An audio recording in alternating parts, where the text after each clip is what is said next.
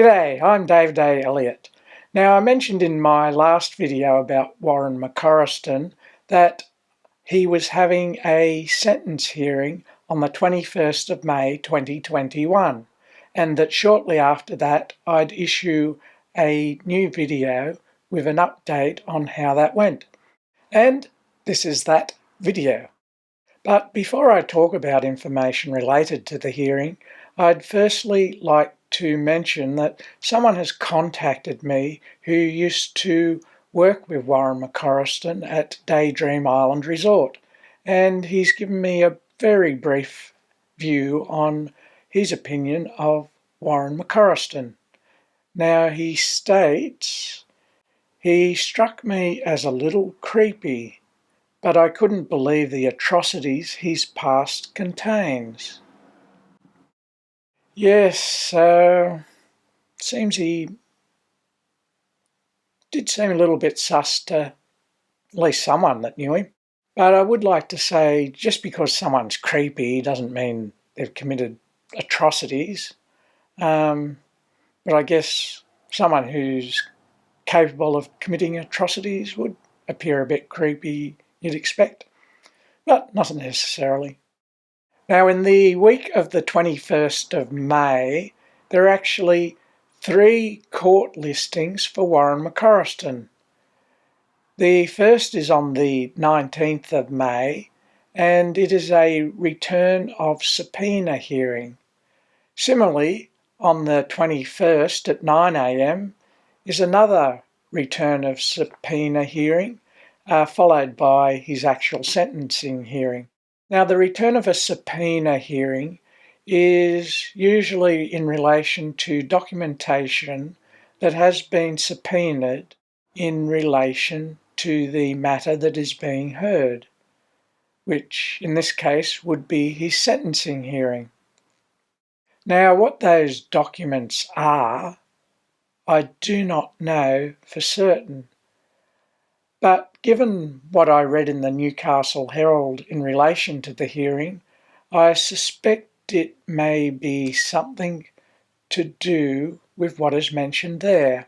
Crown Prosecutor Hamish Fitzhardinge told Newcastle District Court on Friday that police had received new allegations against Warren John McCorriston from outside New South Wales. Mr. Fitzhardinge said the Crown wanted to refer to them in the sentencing hearing to demonstrate McCorriston's character and level of rehabilitation. But Defence Barrister Paul Rosser, QC, said it would be a great unfairness if the allegations were part of the hearing, calling them unsubstantiated. McCorriston has not been charged over the new accusations, and details of those allegations cannot be published for legal reasons. Now, the first thing you might assume is that these offences are sexual in content. But I do note it does not say that, and it does not even give a hint at what those allegations relate to. Now, I don't know for certain, but I do note there have been some issues of interest in relation to the Q1 building on the Gold Coast that he was the manager of the body corporate for at the time of his arrest, or at least shortly before, because maybe they knew this was happening and got rid of him before, but I don't know. Now, perhaps these allegations are in relation to what is happening with the body corporate of the Q1 building, because there is some interesting dealings there. So I'll read you an example from the Gold Coast Bulletin on the 21st of February 2020. This was about 6 weeks after Warren McCorriston's arrest and extradition back to New South Wales. The article is titled "Complaint of Sabotage in Q1 Civil War." A civil war has erupted at the Gold Coast's most iconic tower, with the former secretary of a $5 million body corporate claiming he and his wife were ousted by sabotage. In a complaint to the state watchdog, Dr. Ian Lowe alleges he has CCTV footage showing people at the Q1 removing voting papers from letterboxes in the days leading up to an explosive Extraordinary General Meeting, and in brackets EGM as the abbreviation for Extraordinary General Meeting, which will be used later. Dr. Lowe and his chairman wife, Irene, were voted out 274 to 4 last month. However, he has told the body corporate commissioner that the pair should be reinstated as the meeting had been cancelled before the vote and it was therefore invalid. The Lowes had been members of the body corporate for more than a decade. Dr. Lowe, who declined to comment yesterday, told the Commissioner he mailed voting papers to every resident, but unit owners told him they had not received the documents. On viewing CCTV footage, he alleges he saw suspicious mailroom activity, showing 3 people removing forms. The CCTV footage allegedly shows the trio leaving the mailroom with envelopes. Dr. Lowe claims he was later told by those people that they had been removing junk mail from the Q1 boxes. Dr. Lowe says the explanation was inconsistent to what he saw on CCTV. He then tried to cancel the EGM, saying if it was held, it would be declared invalid because papers had not been received. The EGM went ahead and the Lowes were voted out. It is understood alternative voting papers had previously been sent out by the body corporate manager, which possibly it was Warren McCorriston, but I'm not certain on that. However, Dr. Lowe claims they were inaccurate and invalid, which is why he had to mail out replacements.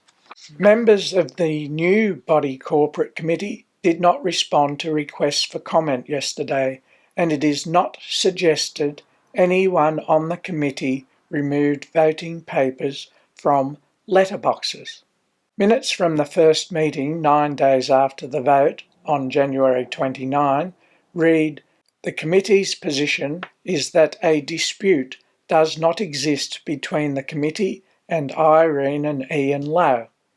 The committee's position is that the 2 EGMs recently held by the body corporate are formal meetings of the body corporate."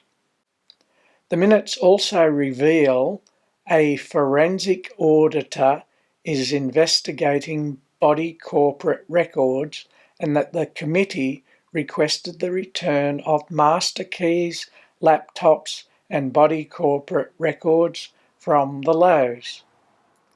The new committee is also seeking all Q1 keys and fobs for the Q1 that were in the possession of former body corporate manager Warren McCorriston. McCorriston has been extradited to New South Wales charged with a string of historical, sexual and serious assault offences. The body corporate workings of the Surfers Paradise Tower hit the headlines this month when it was revealed the windows had not been washed for 20 months because the $1 million cleaning machine had been shut down by Health, Work and Safety. The 526 apartment owners pay between $7,000 and $12,000 in body corporate fees a year. Minutes from the body corporate meeting on January 29 show the tower had 3 bank accounts worth $4.1 million and 2 of $513,000. I'm not suggesting that these allegations do relate to what's happening with Q1, but there were investigations going on into the body corporate, so it is a possibility, and that the allegations are nothing of a sexual nature. It could just be to do with some irregularities with his business dealings. But I don't believe we will find out for sure, if at all, but definitely not in the near future. Because the Newcastle Herald article says earlier on, but those accusations for which the man has not been charged will not be used in questioning or cross-examination during his sentencing hearing next month. So you might be saying, but didn't he have his sentencing hearing on the 21st? The issue with a sentencing hearing is it can run for a number of days, but those days generally get spread apart. So they'll have a sentencing hearing and they may not cover everything, so they have to set another date to hear some more. Now, the purpose of a sentencing hearing is that they will take into account things like his prospects of rehabilitation, whether he's likely to offend again, the victim impact statements and various other things, and that then gives the judge enough information to determine what would be an appropriate sentence given all those facts. So as you heard me say from what I just read from the Newcastle Herald article, the next sentence hearing date is set for next month. So I checked the court lists and it's actually the 3rd of June. So you can expect another video from me shortly after that. And I'll hopefully have a bit more information to update you with. And who knows, there might even be an actual sentence given then. But we'll see. So if you've liked this video, or maybe you didn't, but please check out my other videos and maybe you'll love them even more. Hopefully you'll then subscribe, click on the bell for notifications when I make new videos, and hopefully you'll be tuning in again to my channel. You may also like to help support me to make more videos through Patreon. I'm David A. Elliott. Have a good one and see you around like a Rissole.